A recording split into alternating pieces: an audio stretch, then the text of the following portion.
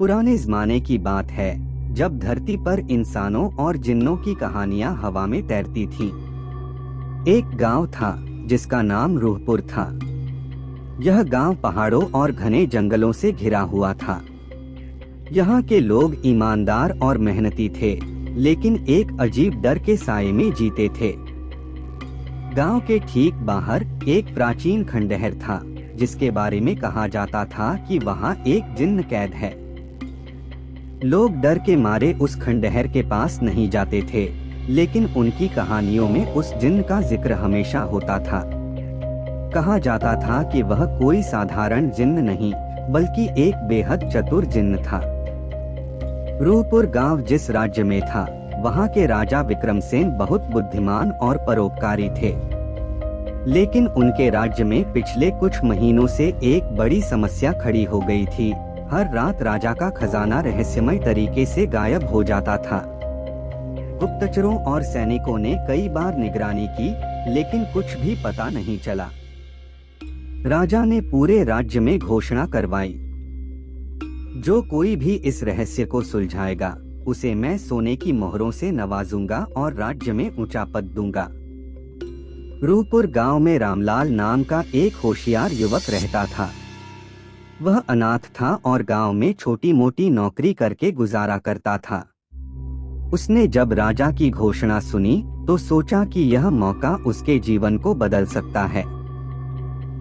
लेकिन समस्या ये थी कि यह मामला बहुत रहस्यमय था।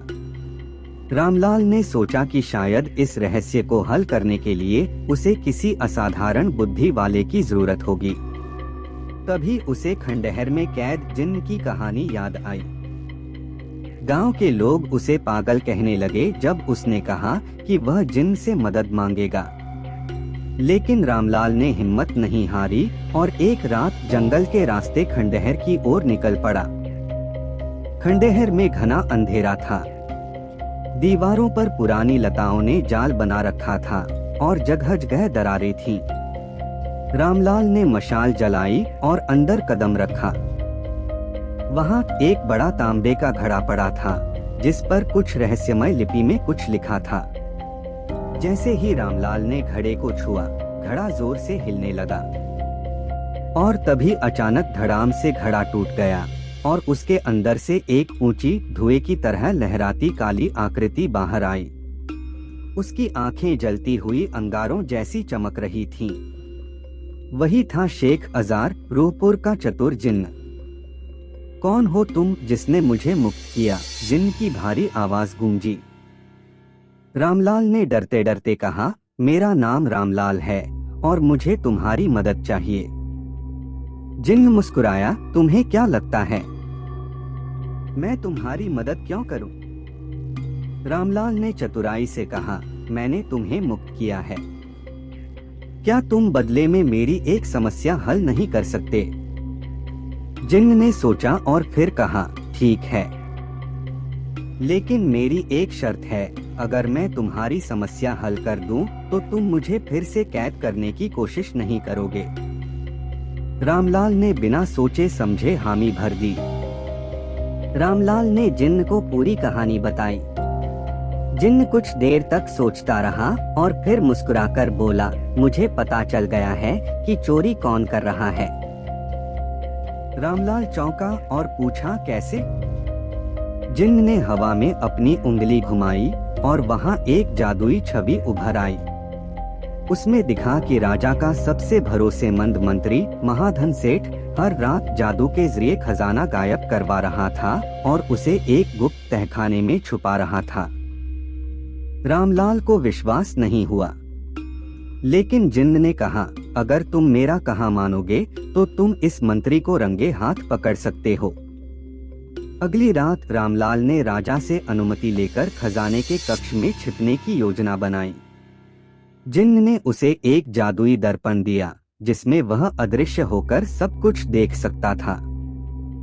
जैसे ही आधी रात हुई, महाधन सेठ ने गुप्त मंत्र पढ़ा और देखते ही देखते खजाना एक नीले धुएं में बदलकर गायब होने लगा। रामलाल ने तुरंत राजा को बुलाया। राजा ने खुद अपनी आंखों से यह जादू देखा और गुस्से से भड़क उठे। महाधन सेठ को तुरंत पकड़ लिया गया और उसके तहखाने से सारा चोरी किया हुआ खजाना बरामद कर लिया गया।